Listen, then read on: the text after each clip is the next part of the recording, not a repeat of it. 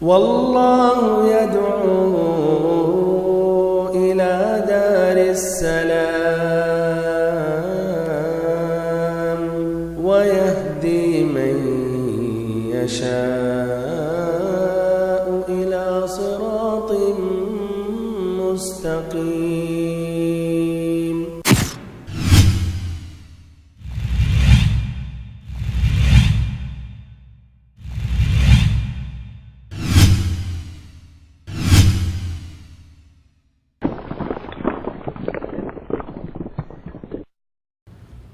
إن الحمد لله نحمده ونستعينه ونستغفره ونعوذ بالله من شرور أنفسنا ومن سيئات أعمالنا. من يهده الله فلا مضل له ومن يضلل فلا هادي له، وأشهد أن لا إله إلا الله وحده لا شريك له، وأشهد أن محمدًا عبده ورسوله. أما بعد، اللهم علمنا ما ينفعنا وانفعنا بما علمتنا وزدنا علما نافعا وعملا صالحا یا رب العالمین. ساری تعریفیں اللہ رب العالمین کے لیے اور مکمل ترین پورے طور پر درود و سلام اس کے رسول، اس کے حبیب، ہمارے امام، ہمارے سردار محمد صلی اللہ علیہ وسلم پر، آپ کے آل پر، آپ کے اصحاب پر، اور اس پر جس نے قیامت تک آپ کا راستہ اختیار کیا اور آپ کی ہدایت سے راہیاب ہوا. اور اللہ رب العزت سے دعا کرتا ہوں کہ ہمارا اور آپ سبھی کا انہی میں شمار ہو جنہوں نے آپ صلی اللہ علیہ وسلم کا راستہ اختیار کیا اور آپ کی راہ ہدایت سے اور آپ کی ہدایت سے راہیاب ہوئے. آمین یا رب العالمین.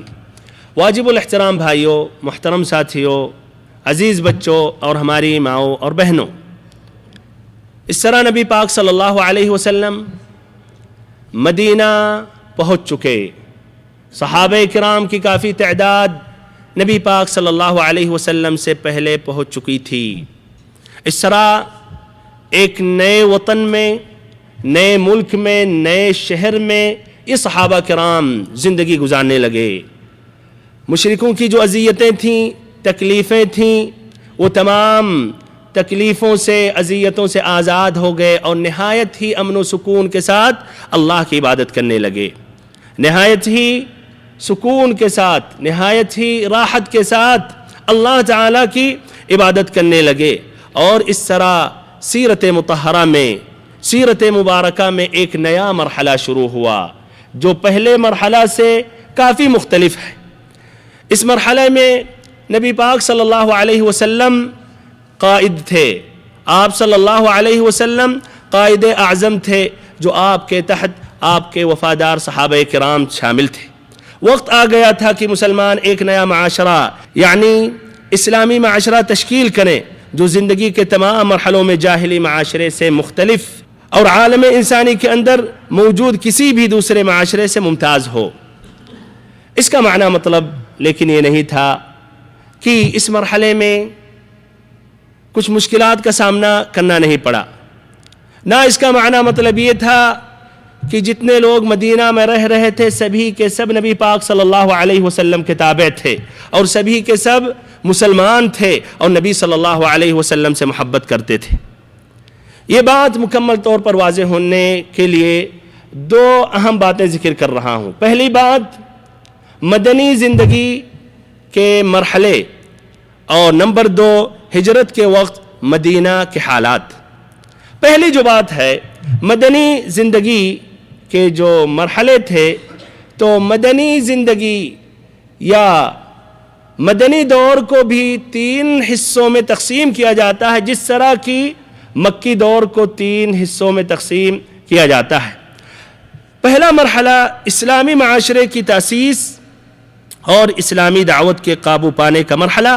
اس میں فتنے اور اضطرابات برپا کیے گئے، اندر سے رکاوٹیں کھڑی کی گئیں اور باہر سے دشمنوں نے مدینہ کو دنیا سے مٹانے اور دعوت کو مکمل طور پر ختم کرنے اور اسلام کو جڑ سے کاٹنے کی انہوں نے کوشش کی. یہ ہجرت سے لے کر صلح حدیبیہ ذی قعدہ سن 6 ہجری پر ختم ہوتا ہے. اور یہ بھی کہہ سکتے ہیں کہ اس سے کچھ مہینے پہلے ختم ہوتا ہے، یعنی غزوہ احزاب کے بعد. غزوہ احزاب کے بعد غزوہ بنی قریظہ، یہ غزوہ نبی پاک صلی اللہ علیہ وسلم نے کیا تھا یہودیوں کے خلاف. غزوہ احزاب کے بعد آپ صلی اللہ علیہ وسلم نے کہا تھا کہ الآن نغزوہم ولا یغزونا، کہ آج کے بعد ہم مشرکوں پر حملہ کریں گے، وہ ہم پر حملہ نہیں کریں گے. تو اس طرح ایک نیا مرحلہ شروع ہوا تھا. دوسرا مرحلہ جس میں بت پرست قیادت یعنی قریش، مکہ والوں کے ساتھ صلح ہوئی، شاہان عالم کو اسلام کی دعوت دی گئی. نبی پاک صلی اللہ علیہ وسلم نے خطوط کے ذریعے جتنے ملوک تھے، بادشاہ تھے، امراء تھے، ان کے نام لیٹر خط بھیجا اور صراحت کے ساتھ آپ نے ان کو دعوت دی. کہا اسلم تسلم، اسلام قبول کر لو، تمہاری اس میں سلامتی ہے. اور اس مرحلے میں سازشوں کے اطراف کا خاتمہ کیا گیا. یہ مرحلہ فتح مکہ رمضان سن 8 ہجری پر ختم ہوتا ہے. تیسرا مرحلہ جس میں خلقت اللہ کے دین میں در پر در، فوج در فوج داخل ہوئی، اور قبیلوں کے وفود کی آمد کا بھی مرحلہ ہے. یہ مرحلہ رسول اللہ صلی اللہ علیہ وسلم کے آخری ایام یعنی ربیع الاول سن 11 ہجری تک محیط ہے. اب ہجرت کے وقت مدینہ کے حالات کیسے تھے؟ آپ صلی اللہ علیہ وسلم مدینہ پہنچے. مدینہ کا نام تھا یثرب، نام بدلا گیا، نام ہو گیا مدینۃ الرسول صلی اللہ علیہ وسلم، یعنی شہر رسول صلی اللہ علیہ وسلم، جس کو اختصاراً کہا جاتا ہے مدینہ. وہاں بھائیو 3 طرح کے لوگ تھے، 3 طرح کے قوموں سے سابقہ، اور 3 قسم یا 3 طرح کے قوموں سے نبی پاک صلی اللہ علیہ وسلم کا سابقہ ہوا. پہلی قسم آپ صلی اللہ علیہ وسلم کے پاک باز صحابہ کرام. دوسری قسم مدینہ کے قدیم اور اصلی قبائل سے تعلق رکھنے والے مشرکین جو اب تک شرک پر قائم تھے، اسلام میں داخل نہیں ہوئے تھے. تیسری قسم یہود. پہلی جو قسم ہے جو نبی پاک صلی اللہ علیہ وسلم کے پاک باز صحابہ کرام تھے، جو مدینہ کی منتخب اور ممتاز جماعت تھی، ان کے اندر بھی 2 طرح کے لوگ تھے. ہاں بھائیو 2 طرح کے لوگ تھے. نمبر 1، 2 طرح کے لوگ کون تھے وہ مدینہ میں مسلمانوں میں؟ مسلمانوں ہی میں سے 2 قسم. پہلے قسم نام مسلمانوں کی جماعت میں 2 طرح کے لوگ تھے. نمبر 1 انصار، جو اپنے وطن میں، اپنی زمین پر، اپنے مکان میں اور اپنے اموال میں رہ رہے تھے. اور ایسے ہی دوسری جماعت وہ مہاجرین جو مدینہ کے باہر سے ہجرت کر کے مدینہ پہنچے تھے، اور اس میں زیادہ تعداد مکہ والے تھے. یہ بھائیوں ان کے پاس وہ سہولتیں، وہ آسانیاں موجود نہیں تھیں، اس لیے کہ مال، دولت، بلکہ کبھی کبھی بچوں کو چھوڑ کر مدینہ پہنچے تھے اپنی جان بچا کر. تو اس طرح ان کے پاس تو نہ رہنے کا بندوبست تھا، نہ پیٹ پالنے کے لیے کوئی ذریعہ تھا، اور یہ مہاجرین کی تعداد بھی کم نہ تھی. دن بدن تعداد بڑھتی ہوئی چلی جا رہی تھی. خاصتاً یہ اعلان یا نبی پاک صلی اللہ علیہ وسلم کا حکم تھا، جو اللہ اور اس کے رسول پر ایمان لاتا ہے تو مدینہ کی طرف ہجرت کرے، یعنی واجب تھا مدینہ کی طرف ہجرت کرنا. جو بھی مسلمان تھے مدینہ کے باہر استطاعت رکھتے تھے تو ان پر فرض اور واجب تھا کہ مدینہ آئیں. اور مدینہ میں بھائیوں نہ اتنی دولت تھی، نہ ایسے ہی کمانے کے وہ ذرائع اور وسائل تھے، جس کی وجہ سے اقتصادی توازن بگڑ گیا. اور مشرکین اور جو مکہ کے سوا اور جو مشرک تھے، انہوں نے اتفاق کر کے مدینہ والوں سے تقریباً بالکل بائیکاٹ کیا. بہرحال اس کس طرح یہ صبر کرتے رہے، اور یہ واضح ہوگا آئندہ درس میں انشاءاللہ کہ انصاریوں نے کس طرح تعاون کیا اور کس قدر انہوں نے یہ بھائی چارگی دکھائی مہاجرین کے ساتھ۔ دوسری قوم مدینہ کے اصلی، مدینہ کے قدیم قبائل سے تعلق رکھنے والے مشرکین، ان میں بھی دو قسمیں پائی گئیں۔ ہم ان کو دو قسموں میں بانٹ سکتے ہیں۔ پہلی قسم وہ مشرک جو شرک پر قائم تھے لیکن دشمنی ان کے دلوں میں نبی صلی اللہ علیہ وسلم یا مسلمانوں سے نہ تھی، لیکن ابھی بھی شرک پر قائم تھے، آباء و اجداد کے راستے پر چل رہے تھے، لیکن یہ بھائیوں اور بہنوں وقتاً فوقتاً وقت گزرتا گیا کہ اسلام میں داخل ہو گئے اور سچے اور پکے مسلمان ہو گئے۔ دوسرے قسم کے جو مشرک تھے وہ جو دل میں شدید نفرت، بغض، کینہ رکھے ہوئے تھے نبی صلی اللہ علیہ وسلم کے خلاف، نبی صلی اللہ علیہ وسلم سے اور صحابہ کرام سے، یہی آگے جا کر منافقین سے مشہور ہوئے۔ اس لیے نفاق غزوہ بدر کے بعد ظاہر ہوا۔ غزوہ بدر سے پہلے یا تو آدمی واضح ہوتا تھا مشرک یا مسلمان، لیکن غزوہ بدر کے بعد جب مسلمانوں کو فتح حاصل ہوا اور وہ مشرکین نے شرمناک شکست کھائی، اس کے بعد جب یہ اسلام کا نام بلند ہوا اور مسلمان مضبوط ہوئے تو ادھر نفاق ظاہر ہوا۔ ان کا جو سردار تھا عبداللہ ابن ابی ابن ابی سلول، اور اس کے دل میں نبی صلی اللہ علیہ وسلم سے شدید قسم کی عداوت، کینہ اور بغض و نفرت بھرا ہوا تھا۔ اور اس کی وجہ بھائیوں یہ تھی کہ جنگ بعاث کے بعد، جنگ بعاث ایک مشہور جنگ قائم ہوئی تھی اوس اور خزرج کے درمیان، جو کہا جاتا ہجرت سے 5 سال پہلے یہ جنگ واقع ہوئی تھی۔ شروع میں غلبہ خزرج کا تھا اوس پر، پھر بعد میں اوس کا غلبہ خزرج پہ ہوا، اور اس میں بے شمار اوس اور خزرج کے افراد مارے گئے۔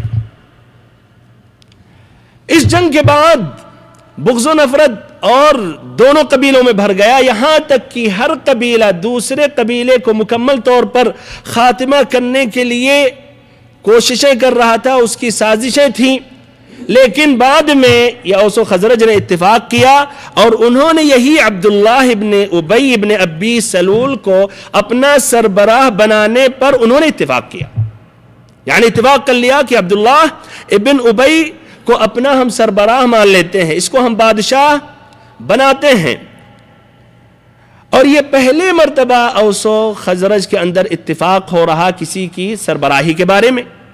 مونگوں کے تاج بھی تیار کیا جا رہا تھا کہ عن قریب تاج شاہی عبداللہ ابن ابی کے سر پہ رکھ کر مکمل طور پر اعلان کیا جائے گا کہ یہ مدینہ کا یہ بادشاہ ہے، اوس و خزرج کا بادشاہ ہے۔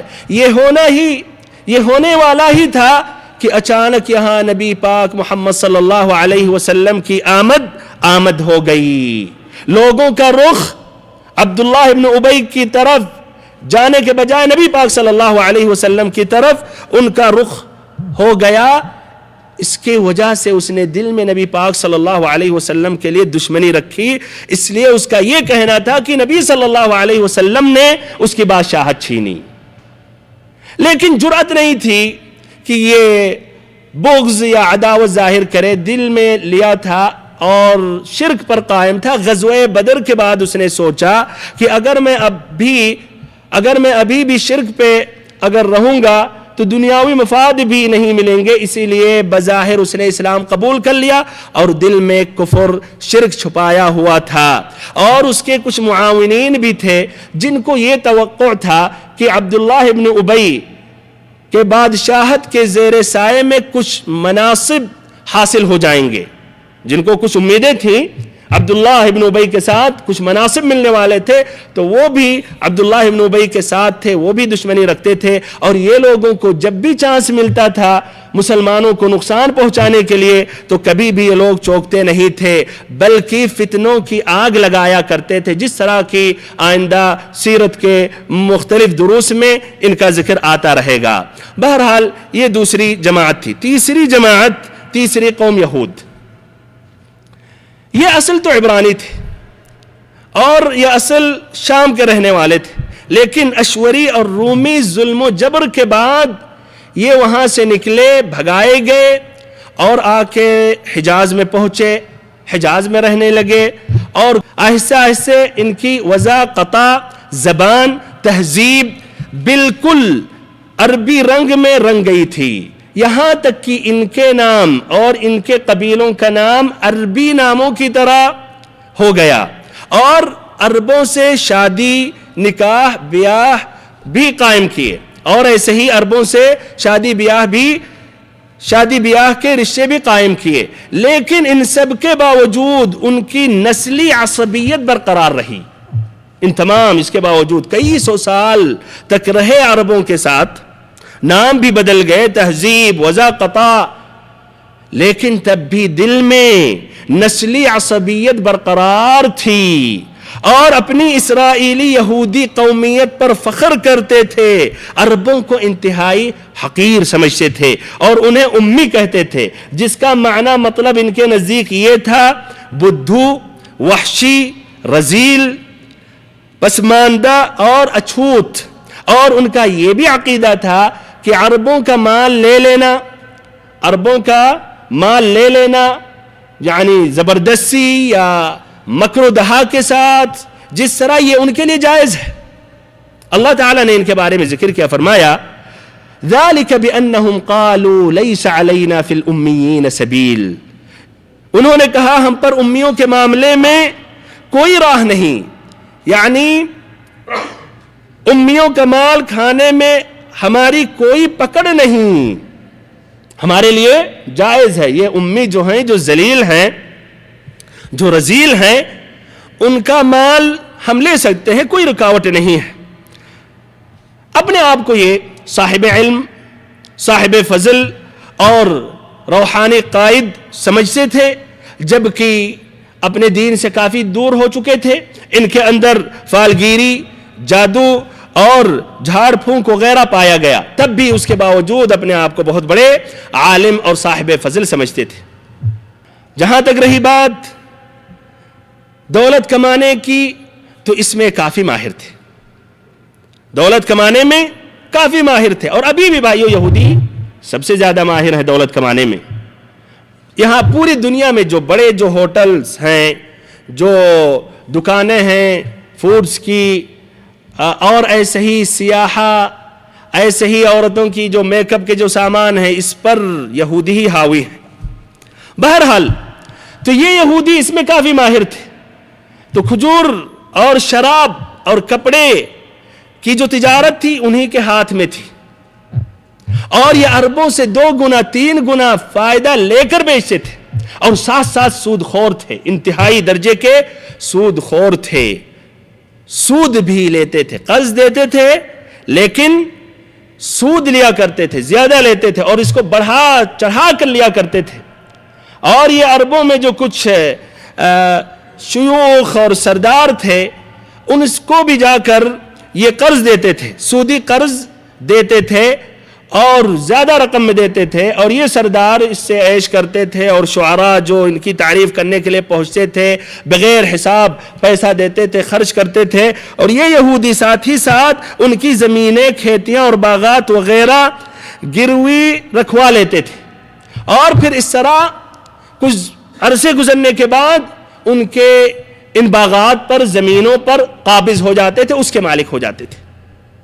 ایسے ہی بھائیو یہود دسیسہ کاریوں، سازشوں اور جنگ و فساد کی آگ بھڑکانے میں بھی بڑے ماہر تھے، بلکہ عربوں کو لڑایا کرتے تھے، اوس و خزرج کو یہی لڑایا کرتے تھے، اور اپنے آپ کو ایک سائٹ میں کر کے تماشا دیکھتے تھے۔ عرب آپس میں لڑ رہے ہیں، جھگڑ رہے ہیں، مار رہے ہیں، مر رہے ہیں، قتل کر رہے ہیں، قتل کیے جا رہے ہیں، یہ تماشا دیکھتے تھے، اور جہاں دیکھتے تھے کہ آپس میں اتفاق و اتحاد ہونے والا ہے، تو یہودیوں کی جو خفیہ انگلیاں تھیں پھر حرکت میں آ جاتی تھیں، اور دوبارہ وہ آگ کے شعلے، وہ پھر سے جلا دیتے تھے، اور اس طرح پھر لڑتے رہتے تھے۔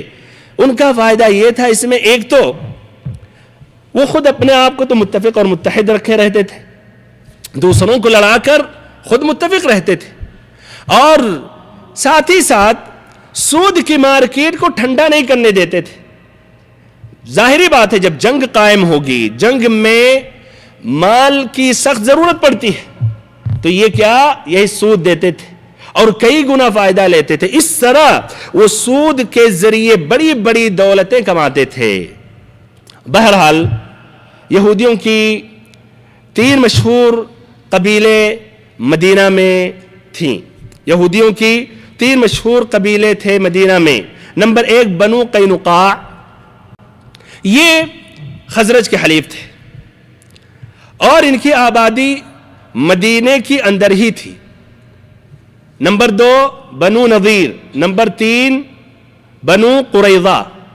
یہ دونوں قبیلے اوس کے حلیف تھے اور یہ مدینہ کے اطراف میں رہتے تھے.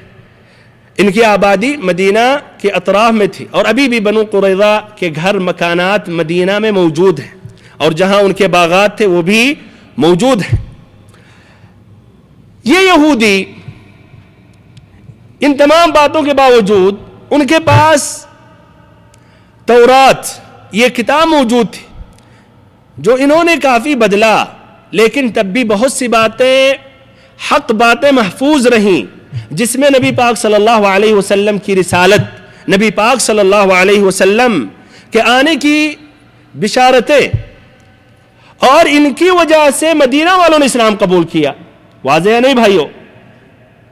سابقہ دروس میں کہ یہ 6 افراد جو یثرب کے جنہوں نے اسلام قبول کیا, آپ صلی اللہ علیہ وسلم منا کی گھاٹی سے گزر رہے تھے. وجہ کیا تھی؟ انہوں نے کہا کہ یہ وہی شخص معلوم ہوتا ہے جس کا حوالہ دے کر یہودی تمہیں دھمکیاں دے رہے ہیں, تو اللہ کی قسم تم سبقت حاصل کر لو, ان پر ایمان لے آؤ یہودیوں کو سبقت حاصل کرنے سے پہلے.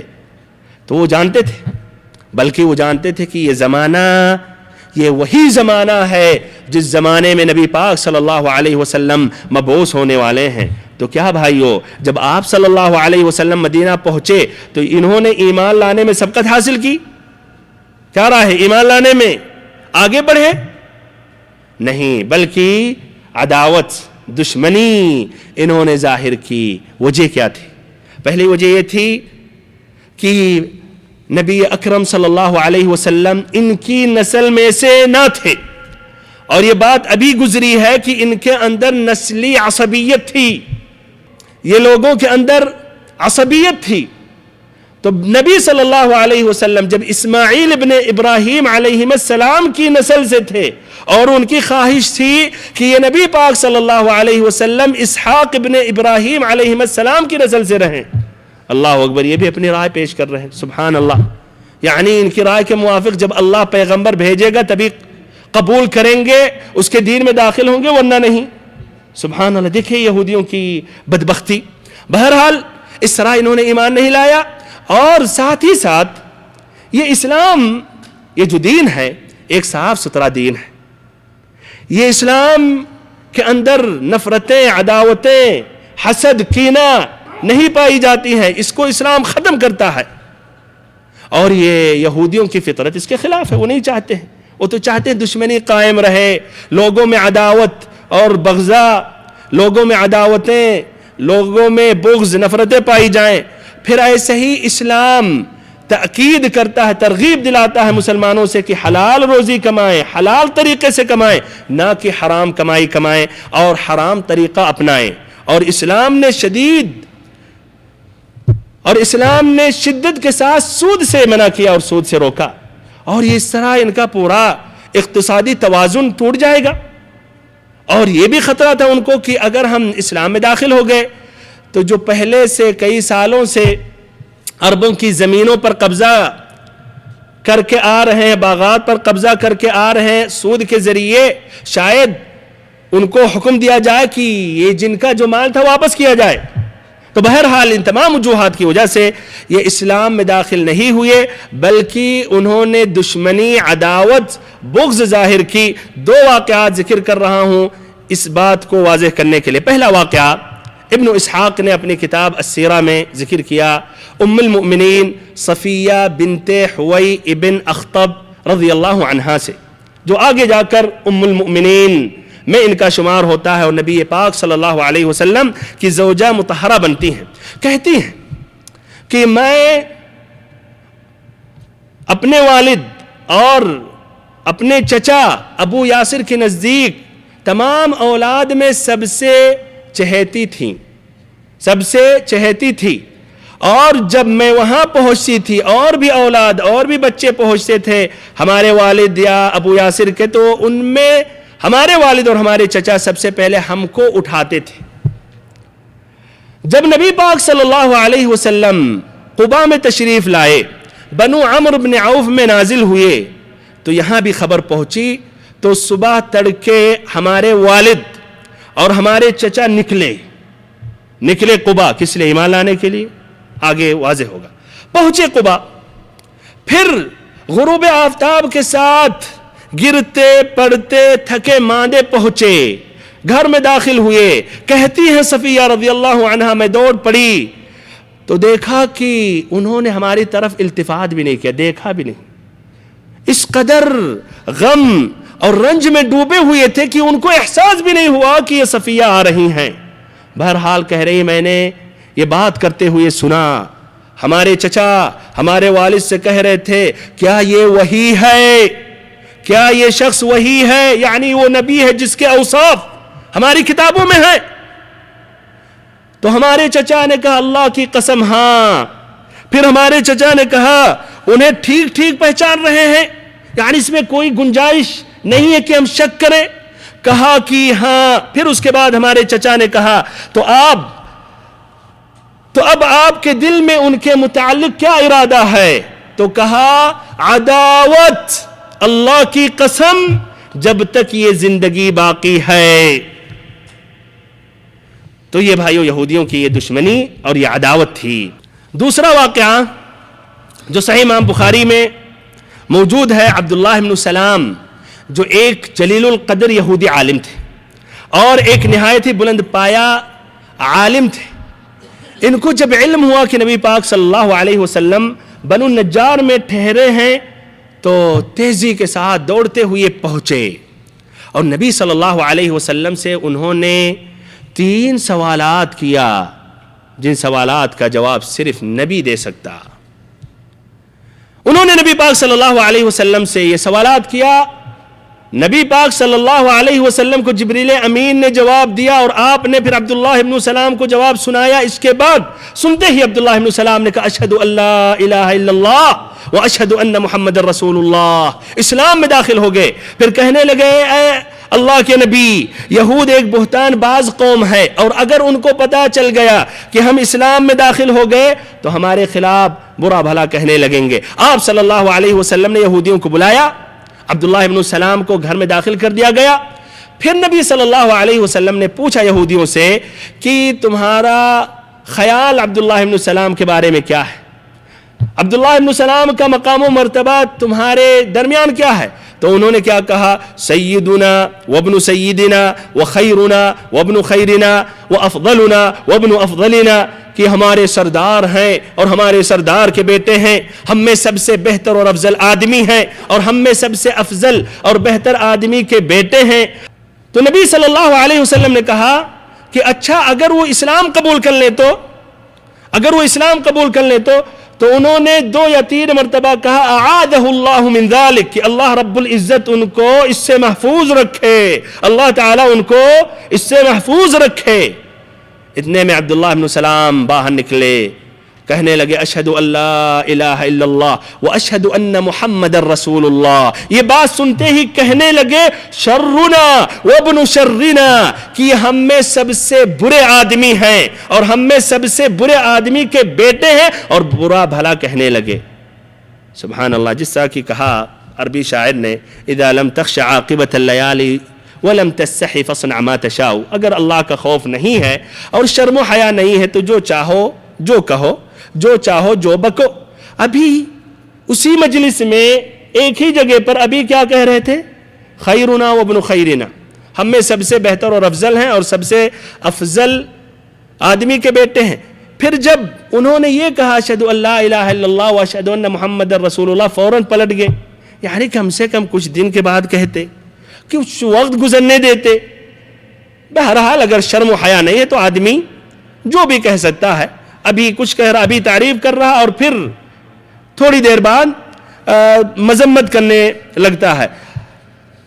ایک دوسری روایت ہے صحیح امام بخاری کی, اس میں یہ ہے کہ عبداللہ ابن سلام نے یہ کہا, یا معشر الیہود اتقوا اللہ فواللہ الذی لا الہ الا ہو انکم لتعلمون انہ رسول اللہ وانہ جاء بالحق, کہ اے یہودیوں کی جماعت, اللہ تعالی سے ڈرو, اس رب العزت کی قسم جس کے علاوہ کوئی معبود برحق نہیں ہے, جو عبادت کا مستحق ہے, تم سبھی کو علم ہے, تم سبھی کو یقین ہے کہ اللہ کے رسول ہیں اور یہ حق کے ساتھ بھیجے گئے ہیں, جو کچھ لائیں وہ حق ہے. تب بھی انہوں نے کہا کذبت, آپ نے جھوٹ کہا.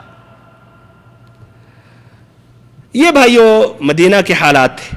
رہی بات بیرون مدینہ, تو مدینہ والوں کے شدید دشمن وہ مکہ والے تھے, قریش تھے, جنہوں نے 13 سال یا 10 سال تک مسلمانوں کو اذیتیں دیتے رہے, بلکہ نبی پاک صلی اللہ علیہ وسلم کو قتل کرنے کی کوششیں انہوں نے کی. اور ایسے ہی جب یہ ہجرت کر کے مدینہ پہنچ گئے تو ان کی زمینوں پر, مکانات, مال پر قبضہ کر لیے, اور بہت سے لوگوں کو قید کر کے رکھے ہوئے تھے جن کو مدینہ یا ہجرت کرنے نہیں دیے. تو یہ شدید دشمن تھے, جو خطرہ ان سے کافی تھا, اور ساتھ ساتھ نبی پاک صلی اللہ علیہ وسلم بھی ان کے لیے تیاری کر رہے تھے. اس کے بعد نئے معاشرے کی تشکیل, مسجد نبوی کی تعمیر, یہ ذکر کر رہا ہوں. نبی پاک صلی اللہ علیہ وسلم بروز جمعہ 12 ربیع الاول سن 1 ہجری موافق 27 ستمبر سن 622 عیسوی میں مدینہ پہنچے تھے. اور یہ بات واضح ہو چکی کہ آپ جب مدینہ میں داخل ہوئے تو ہر انصاری, ہر شخص اوس یا خزرج کا چاہتا تھا کہ نبی پاک صلی اللہ علیہ وسلم انہی کے گھر ٹھہرے. لیکن آپ صلی اللہ علیہ وسلم کہتے تھے, جب وہ نکیل پکڑ کے, نبی پاک صلی اللہ علیہ وسلم کی اٹھنی کی نکیل جب پکڑ کر کہتے تھے کہ آپ ہمارے گھر تشریف لائیں, تو آپ صلی اللہ علیہ وسلم کہتے تھے دعوہا فإنہا مأمورہ, کہ اس کو چھوڑ دو, یہ اللہ تعالیٰ کی طرف سے مأمور ہے. پھر یہ اٹھنی جا کر اس جگہ پر بیٹھی جس جگہ سے سب سے زیادہ قریب گھر ابو ایوب الانصاری رضی اللہ عنہ کا تھا. اس طرح نبی پاک صلی اللہ علیہ وسلم ابو ایوب الانصاری رضی اللہ عنہ کے گھر ٹھہرے, اور جس جگہ پر وہ اونٹنی بیٹھی تھی آپ صلی اللہ علیہ وسلم نے اس جگہ کو مسجد تعمیر کے لیے منتخب کیا. اور پہلا قدم, پہلا عمل, پہلا کام نبی صلی اللہ علیہ وسلم کا مدینہ پہنچنے کے بعد یہی مسجد کی تعمیر تھی. اس طرح دیکھیں بھائیو مسجد کی کتنی اہمیت ہے مسلمانوں کے لیے اور اسلام معاشرے کے لیے. نبی پاک صلی اللہ علیہ وسلم نے مسجد نبوی کی تعمیر اس طرح شروع کی. آپ صلی اللہ علیہ وسلم نے اس جگہ کو خریدا, اس لیے کہ اس جگہ یا اس زمین کے مالک 2 یتیم بچے تھے. آپ نے قیمت دے کر اس زمین کو خرید لیا. آپ صلی اللہ علیہ وسلم نے یہ زمین قیمتاً خریدی اور بنفس نفیس مسجد کی تعمیر میں شریک ہو گئے. آپ صلی اللہ علیہ وسلم خود پتھر, اینٹ اٹھاتے تھے اور مسجد کی تعمیر میں پہنچاتے تھے, اور ساتھ ساتھ یہ کہا کرتے تھے اللہم لا عیش الا عیش الآخرہ, اللہم لا عیش الا عیش الآخرہ فاغفر للانصار والمہاجرہ, کہ اللہ زندگی تو آخرت کی زندگی ہے, حقیقی زندگی آخرت کی زندگی ہے, یہ زندگی دنیاوی زندگی ایک سفر ہے. تو اے اللہ انصار اور مہاجرین کو بخش دے. نبی پاک صلی اللہ علیہ وسلم کہ ان کلمات اور خود آپ صلی اللہ علیہ وسلم جو مسجد کی تعمیر میں شریک رہتے تھے, اس کی وجہ سے صحابہ کرام کے جوش و خروش اور سرگرمی میں بڑا اضافہ ہو جاتا, اور وہ بھی یہ پڑھا کرتے لئن قعدنا والنبی یعمل لذاک منا العمل المضلل, کہ اگر ہم بیٹھے رہیں گے اور نبی صلی اللہ علیہ وسلم کام کریں گے تو یہ ہمارا یہ کام گمراہی کا کام ہوگا. عمار بن یاسر رضی اللہ عنہ اس میں زیادہ ہمت کے ساتھ کام کر رہے تھے. تمام لوگ ایک ایک اینٹ پہنچاتے تھے اور عمار بن یاسر رضی اللہ عنہما دو اینٹ اٹھاتے تھے، ایک اپنی طرف سے اپنے لیے اور ایک نبی صلی اللہ علیہ وسلم کے لیے۔ ان کا مقصد یہ تھا کہ نبی صلی اللہ علیہ وسلم اپنے آپ پر اتنا بوجھ نہ ڈالے، ہم آپ کی طرف سے ہمیں اینٹ اٹھانے کے لیے ہم تیار ہیں۔ بہرحال نبی پاک صلی اللہ علیہ وسلم کو نبی صلی اللہ علیہ وسلم نے جب ان کو دیکھا تو ان کے پیٹ پر آپ نے ہاتھ پھیرا اور کہا ابن سمیہ للناس اجر ولک اجران وآخر زادک شربت من لبن وتقتلک الفئة الباغیہ، کہ ابن سمیہ لوگوں کو ایک ایک اجر مل رہا ہے اور تمہیں ڈبل اجر مل رہا ہے، اور اس زندگی میں دنیا میں تمہارا جو آخری غذا ہوگا وہ دودھ ہوگا اور تمہیں باغی فرقہ قتل کرے گا۔ یہ نبی پاک صلی اللہ علیہ وسلم کا فرمان تھا۔ اس کے 37 سال کے بعد یہ بھائیوں بات سچ ہو کر رہی۔ مرنے سے پہلے انہوں نے دودھ پیا، دودھ کا ایک پیالہ پیا، اور اس کے بعد یہ میدان میں شہید ہوئے۔ یہ تھے علی بن ابی طالب رضی اللہ عنہ کے ساتھ جب وہ فتنہ قائم ہوا تھا مسلمانوں میں۔ اللہ تعالیٰ تمام مسلمانوں پر رحم فرمائے اور تمام صحابہ کرام پر راضی ہو جائے۔ اس طرح یہ مسجد نبوی کی تعمیر مکمل ہو گئی 12 دن کے اندر۔ یہ مسجد نبوی تعمیر ہونے کے بعد مسجد کے قریب میں نبی پاک صلی اللہ علیہ وسلم کے حجرے بنائے گئے، جو حجرات ازواج النبی صلی اللہ علیہ وسلم، یعنی نبی پاک صلی اللہ علیہ وسلم کی بیویوں کی جو حجرات یا کمرے تھے۔ شروع میں 2 رومز بنائے گئے، 2 روم، ایک سودا بنت زمعہ رضی اللہ عنہا کے لیے اور دوسرا روم عائشہ رضی اللہ عنہا کے لیے۔ اس کے بعد جب بھی نبی پاک صلی اللہ علیہ وسلم شادی کرتے تھے تو ایک نیا روم یا نیا حجرہ بناتے تھے۔ یہ حجرہ کی کیفیت اگر آپ سننا چاہتے ہیں تو اس کے بارے میں حسن البصری رحمہ اللہ کہتے ہیں کہ میں عنفوان شباب میں تھا، عثمان غنی رضی اللہ عنہ کے دور خلافت میں ان حجرات میں داخل ہوتا تھا تو چھت کو اپنے ہاتھ سے چھو لیتا تھا، یعنی اتنی چھوٹی چھت۔ دیکھیے یہ نبی پاک صلی اللہ علیہ وسلم کے ازواج مطہرات اور آپ کے یہ مکانات، دیکھیے تواضع، اور دیکھیے کس طرح آپ نے ایک معمولی سے زندگی گزار دی، جبکہ آپ چاہتے تو بادشاہوں سے بہتر زندگی گزارتے اس دنیا میں۔ آج چھت دیکھیے، آج اپنے مکانوں کا اور نبی پاک صلی اللہ علیہ وسلم کے حجرات کے چھت۔ یہ حجرات کو الولید بن عبد الملک جو خلیفہ اموی گزرے تھے اور انہوں نے خلافت کی تھی سن 86 ہجری سے لے کر 96 ہجری تک، انہوں نے اپنے زمانے میں مسجد نبوی کو بڑھایا تو حجرات کو زائل کر کے اس جگہ پہ سمجھیے مسجد کا حصہ آ گیا یا مسجد میں ان حجرات کو داخل کر دیا گیا۔ بہرحال ان حجروں کی تعمیر مکمل ہو جانے کے بعد آپ صلی اللہ علیہ وسلم حضرت ابو ایوب انصاری رضی اللہ عنہ کے مکان سے یہی منتقل ہو گئے۔ اب اللہ تعالیٰ سے آخری میں دعا کرتا ہوں کہ اللہ تعالیٰ ہم سبھی کو علم نافع عطا کرے، ہم سبھی کو نبی پاک صلی اللہ علیہ وسلم کی سیرت مبارکہ، سیرت مطہرہ مکمل طور پر سمجھنے کی توفیق دے۔ اللہ تعالیٰ ہم سبھی کو نبی پاک صلی اللہ علیہ وسلم پر درود و سلام پڑھنے کی توفیق دے اور نبی پاک صلی اللہ علیہ وسلم کے زمرے میں شامل کرے۔ وصلی اللہم وسلم وبارک وانعم علی عبدک ورسولک محمد۔